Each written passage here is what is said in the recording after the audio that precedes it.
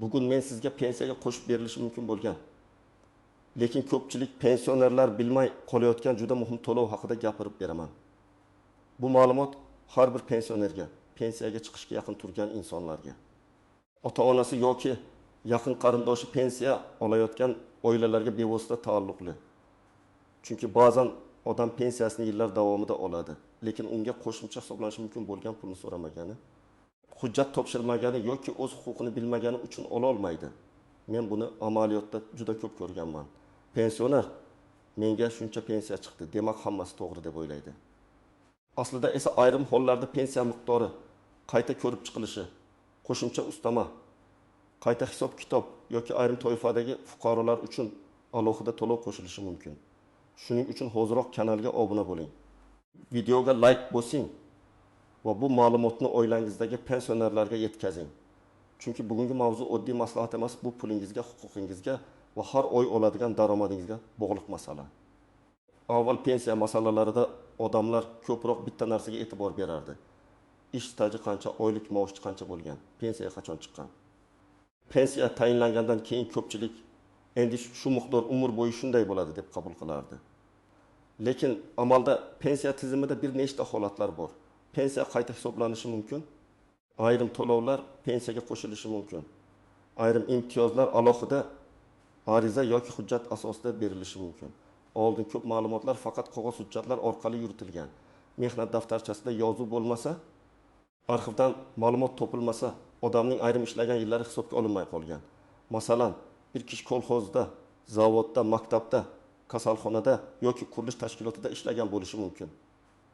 Lekin hujjatda to'liq aks etmagan bo'lsa, pensiya kamroq hisoblangan. Keyinroq odam arxivdan ma'lumot topib kelsa, pensiyani qayta hisoblatish imkoniyati paydo bo'ladi. Hozir esa vaziyat biroz boshqacha. Davlat xizmatlari, elektron bazalar, MyConcom.uz, pensiya jamg'armasi tizimlari, soliq va ish haqi ma'lumotlari bosqichma-bosqich raqamlashtirilmoqda. Bu yaxshi tomoni, lekin muammo shundaki, pensionerlarning katta qismi elektron tizimdan foydalanmaydi. Ayrimlar o'ziga qanday qo'shimcha to'lov tegishli ekanini bilmaydi. Ayrimlar esa tuman bo'limiga borishga uyaladi yoki baribir foydasi yo'q deb o'ylaydi. Men eng muhim narsani aniq aytaman. Pensiyaga qo'shiladigan har qanday qo'shimcha to'lov o'z-o'zidan har doim avtomatik tushib qolavermaydi. Ba'zi to'lovlar uchun sizning maqomingiz tasdiqlanishi kerak. Ba'zi holatlarda ariza berish kerak. Ba'zida mehnat staji yoki ish haqi bo'yicha yangi hujjat topilsa, pensiya qayta hisoblanadi. Ba'zida esa pensioner ma'lum toifaga kirsa, masalan, nogironligi bo'lsa, qaramog'ida mehnatga layoqatsiz shaxs bo'lsa, alohida xizmatlari bo'lsa, urush yoki mehnat fronti bilan bog'liq maqomi bo'lsa, unga qo'shimcha haq berilishi mumkin. Endi men sizga kimlar bu masalada albatta tekshirtirish kerakligini tushuntiraman. Birinchi navbatda pensiyasi juda kam chiqqan, lekin uzoq yillar ishlagan pensionerlar e'tiborli bo'lishi kerak. Masalan, bir ayol 32 yil maktabda ishlagan, lekin pensiyasi kutilgandan kam chiqqan. Sababini tekshirganda ma'lum bo'ladiki, uning 1990 yillardagi bir necha yillik ish haqi ma'lumotlari bazaga kirmagan yoki arxivdan to'liq olinmagan. Agar u o'sha yillar bo'yicha ma'lumotnoma topsa, pensiya miqdori oshishi mumkin. Bu oyiga 80 ming so'm bo'lishi ham mumkin, 20 ming so'm bo'lishi ham mumkin, ba'zan undan ko'proq ham bo'ladi. Har bir holat alohida hisoblanadi. Ikkinchi toifa. Mehnat daftarchasida yozuv bor, lekin pensiya tayinlashda hamma davrlar kiritilganiga ishonchi komil bo'lmaganlar. Masalan, erkak kishi 1978 yildan 2010 yilgacha turli tashkilotlarda ishlagan. Pensiya tayinlanayotganda ba'zi eski korxonalar yopilgan, arxiv topilmagan. Shuning uchun ayrim yillar hisobga olinmagan. U odam korxona yo'q bo'lsa, endi hech narsa qilib bo'lmaydi deb o'ylaydi. Aslida esa korxona yopilgan bo'lsa ham, uning hujjatlari tuman yoki viloyat arxiviga topshirilgan bo'lishi mumkin. Ba'zan ish haqi ma'lumotlari korxonaning voris tashkilotida, ba'zan arxiv fondida, ba'zan sud orqali tasdiqlanadigan hujjatlar ichida bo'ladi. Uchinchi toifa pensiyaga chiqqandan keyin ham ishlagan pensionerlar. Juda ko'p odam pensiyaga chiqqach yana bir necha yil ishlaydi. Lekin keyin bu ishlagan yillarim pensiyamga ta'sir qiladimi deb so'ramaydi. Amaldagi tartiblar davriga va qonunchilikka qarab o'zgarib turgani uchun bunday holatda albatta pensiya jamg'armasi bo'limiga murojaat qilib, qayta hisoblash imkoniyati bor yo'qligini tekshirtirish kerak. Men bunday vaziyatda pensionerga shunday deyman. Siz taxmin qilmang, aniq javob oling. Chunki birgina qo'shimcha ish staji yoki ish haqi ko'rsatkichi pensiya miqdoriga ta'sir qilishi mumkin. 4-toifa nogironligi bo'lgan pensionerlar yoki sog'lig'i sababli alohida maqom olgan shaxslar. Bu yerda juda nozik masala bor. Ba'zi fuqarolar avval yoshga doir pensiya oladi, ki sog'lig'i yomonlashib, nogironlik guruhi belgilanadi. Shunda men allaqachon pensiyadaman, endi hech narsa o'zgarmaydi deb o'ylamaslik kerak. Ayrim holatlarda pensiya turi, ustama, kompensatsiya yoki qo'shimcha to'lovlar masalasi qayta ko'rilishi mumkin. Buning uchun tibbiy ijtimoiy ekspertiza hujjatlari, nogironlikni tasdiqlovchi ma'lumotlar va ariza kerak bo'ladi. 5-toifa qaramog'ida mehnatga layoqatsiz oila a'zolari bor pensionerlar. Masalan, pensionerning qaramog'ida voyaga yetmagan farzand, nogiron farzand yoki boshqa mehnatga layoqatsiz shaxs bo'lishi mumkin. Ba'zi hollarda bunday holat pensiya hisobida ahamiyatga ega bo'ladi. Lekin bu narsa ham odatda hujjat bilan tasdiqlanadi. Ya'ni uyda shunday odam bor deyishning o'zi yetmaydi. Tug'ilganlik guvohnomasi, nogironlik hujjati, qaramlikni tasdiqlovchi ma'lumotlar, yashash joyi bo'yicha ma'lumot, sud hujjati yoki boshqa asoslar talab qilinishi mumkin.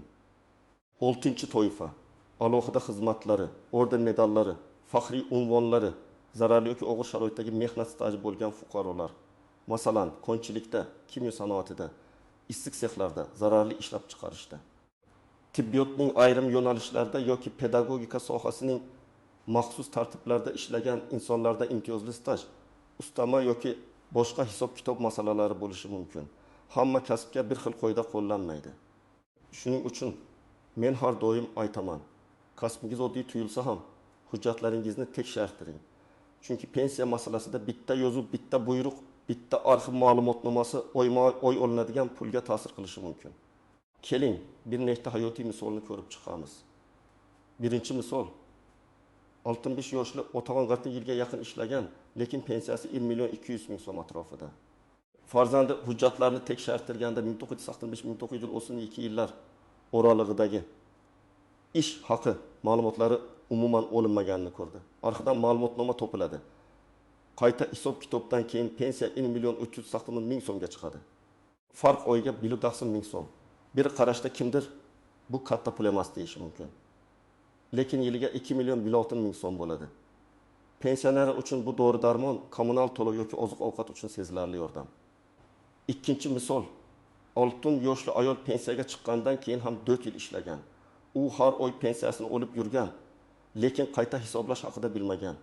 Keyin tuman pensiya jamg'armasiga murojaat qilganida uning holati bo'yicha qo'shimcha tekshiruv o'tkaziladi. Natijada ayrim davrlar hisobga olinishi mumkinligi aniqlanadi. Bunday vaziyatda natija hammada bir xil bo'lmaydi, lekin odam murojaat qilmasa, imkoniyat bor yo'qligini ham bilmaydi. 3-misol, pensionerning mehnat daftarchasida 1994 yilda kichik korxonada ishlagani yozilgan, lekin korxona allaqachon tugatilgan. U kishi endi isbotlab bo'lmaydi deb yuradi. Aslida arxivga so'rov berilganda korxona hujjatlari viloyat arxivida saqlangani aniqlanadi. Ish haqi ma'lumotnomasi topilmasa ham ish staji bo'yicha buyruq nusxasi yoki shaxsiy tarkib hujjatlari topilishi mumkin. Ayrim hollarda staj tasdiqlansa ham bu pensiya miqdoriga ijobiy ta'sir qiladi. 4-misol, bir pensioner nogironlik guruhi belgilangandan keyin ham avvalgi pensiyasini olib yuradi. Unga hech kim hujjat olib keling, qayta ko'rib chiqamiz deb alohida qo'ng'iroq qilmagan. Lekin murojaat qilgach, ayrim qo'shimcha to'lovlar bo'yicha huquqi bor yo'qligi tekshiriladi. Mana shu joyda men yashirishmoqda degan gapni qanday tushunish kerakligini ham aytaman. Har doim ham kimdir ataylab yashiryapti deb aytish to'g'ri emas. Lekin tizim odamning ortidan yugurib, har bir huquqini eslatib turmaydi. Shuning uchun bilmagan odam yutqazadi. So'ragan odam esa imkoniyatini tekshirtiradi. Endi istisnolar, xatolar va ko'pchilik e'tibor bermaydigan nozik joylarga o'tamiz. Birinchi nozik jihat. Hamma pensionerga qo'shimcha to'lov bir xil berilmaydi. Internetda falon pul hamma pensionerga qo'shiladi degan xabarlarni ko'p uchratasiz. Men bunday xabarlarga juda ehtiyotkor qarashni maslahat beraman. Chunki pensiya qo'shimchalar odatda aniq toifa, aniq hujjat, aniq davr yoki aniq qonuniy asos bilan bog'liq bo'ladi. Agar siz o'sha toifaga kirmasangiz, sizga tegmasligi mumkin. Agar kirsangiz. Lekin hujjat topshirmagan bo'lsangiz, ololmay qolishingiz mumkin. Ikkinchi nozik jihat, ariza sanasi muhim bo'lishi mumkin. Ayrim to'lovlar huquq paydo bo'lgan kundan, ayrimlari murojaat qilingan kundan, ayrimlari hujjat to'liq topshirilgan kundan hisoblanadi. Shuning uchun keyin boraman deb yillarni o'tkazib yubormang. Masalan, sizda qo'shimcha ustamaga asos bo'ladigan hujjat bor, lekin uni 2 yil uyda saqlab yurdingiz. Keyin murojaat qilsangiz, hamma pul 2 yil orqaga to'lab beriladimi yoki yo'qmi? Bu aniq holat va tartibga bog'liq. Shuning uchun vaqtni cho'zish pensioner foydasiga ishlamasligi mumkin. Uchinchi nozik jihat. Og'zaki javobga tayanmang. Tuman bo'limiga borganingizda kimdir sizga tegmaydi deyishi mumkin.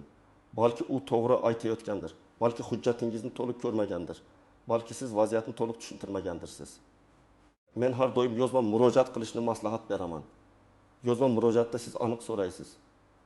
Mening pensiyamni quyidagi hujjatlar asosida qayta ko'rib chiqishingizni, qo'shimcha to'lov yoki ustama olish huquqim bor yo'qligini yozma ravishda tushuntirib berishingizni so'rayman. Shunda sizda javob bo'ladi. Javob asosida keyingi qadamni belgilaysiz.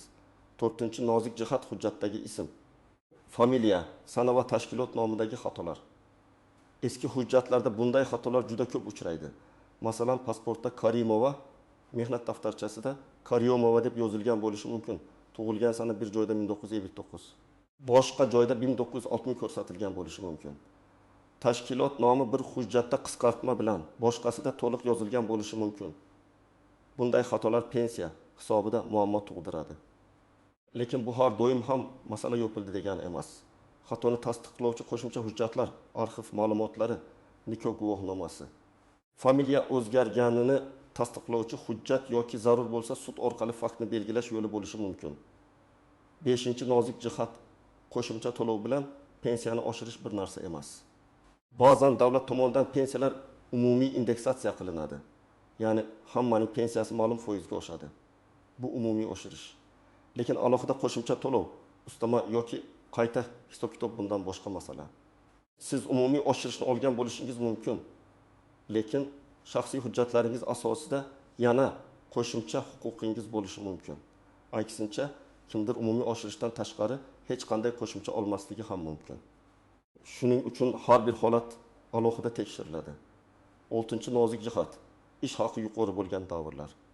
Pensiya hisobida ayrim davrlar bo'yicha ish haqi ko'rsatkichlari muhim bo'lishi mumkin. Agar sizning eng yaxshi maosh olgan yillaringiz hujjatda aks etmay qolgan bo'lsa, pensiya kam hisoblanishi ehtimoli bor. Masalan, odam 2000 yillarda kam maosh olgan, lekin 1980 yillarda yaxshi lavozimda ishlagan bo'lishi mumkin. Agar hisob-kitobda qulay davr olinmagan bo'lsa, bu natijaga ta'sir qiladi. Shu sababli men pensionerlarga faqat stajni emas, ish haqi ma'lumotlarini ham tekshirtirishni aytaman. 7-nozik jihat, xorijda ishlagan davrlar. Ayrim fuqarolar sobiq ittifoq davrida boshqa respublikada ishlagan, keyin O'zbekistonga qaytgan.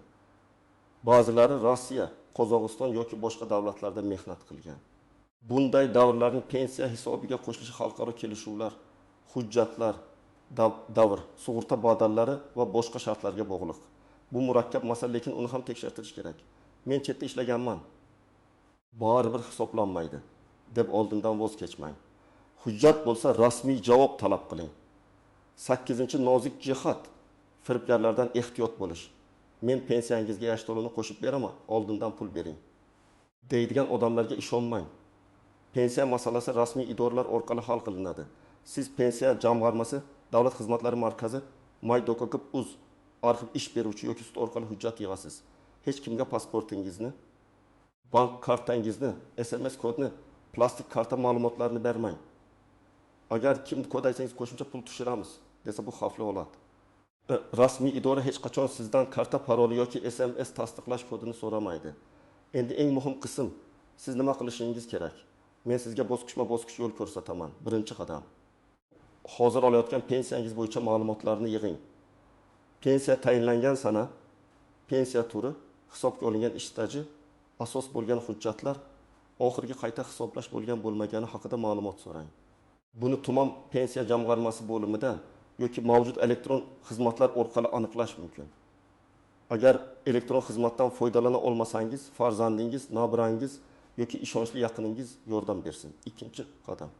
Mehnat daftarchangizni, eski ish joylaridan olingan ma'lumotnomalarni, arxiv hujjatlarini, diplom, harbiy xizmat hujjati, tug'ilganlik, nikoh, familiya o'zgarishi, nogironlik, qaramog'idagi shaxslar bo'yicha hujjatlarni bitta papkaga jamlang. Ko'pchilik xatoni shu yerda qiladi. Hujjatlar uyda har xil joyda yotadi. Odam bo'limga borganda esa muhim qog'ozni unutib qoldiradi. Pensiya masalasida har bir qog'ozning ahamiyati bo'lishi mumkin. Uchinchi qadam, mehnat stajingizni yilma-yil yozib chiqing. Masalan, 1979-1994 maktab, 1994-1992 zavod, 1992-1993 fermer xo'jaligi, 1993-2015 shifoxona. Har bir davr qarshisiga hujjat bormi yoki yo'qmi deb belgi qo'ying. Qaysi davrda hujjat yetishmasa, aynan o'sha joy bo'yicha arxivga so'rov berish kerak. Bu usul oddiy ko'rinadi, lekin juda samarali. Chunki siz qaysi yillar yo'qolganini aniq ko'rasiz. 4-qadam, pensiya jamg'armasiga yozma ariza bering. Arizada shunday mazmun bo'lishi mumkin: men falonchi, hozir yoshga doir pensiya olaman. Mehnat stajim, ish haqi ma'lumotlarim, qaramog'imdagi shaxslar yoki boshqa taqdim etilgan hujjatlar asosida pensiyamni qayta ko'rib chiqishingizni, qo'shimcha to'lov, ustama yoki qayta hisoblash huquqim bor yo'qligini yozma ravishda ma'lum qilishingizni so'rayman. Arizaga hujjatlar nusxasini ilova qiling. Asl hujjatlarni ko'rsatishingiz mumkin. Lekin imkon qadar nusxasini topshiring va qabul qilinganini tasdiqlovchi belgi yoki ro'yxatni oling. 5-qadam, agar arxiv ma'lumotlari kerak bo'lsa, arxivga rasmiy so'rov yuboring. So'rovda ish joyi nomi, ishlagan yillaringiz, lavozimingiz, eski manzil, taxminiy bo'lim yoki sex nomi, pasport ma'lumotlaringizni yozing. Qancha aniq yozsangiz topish shuncha oson bo'ladi. Agar korxona nomi o'zgargan bo'lsa, eski va yangi nomini ko'rsating. Agar qaysi arxivda ekanini bilmasangiz, tuman yoki viloyat arxividan yo'naltirish so'rang. 6-qadam, javobni diqqat bilan o'qing.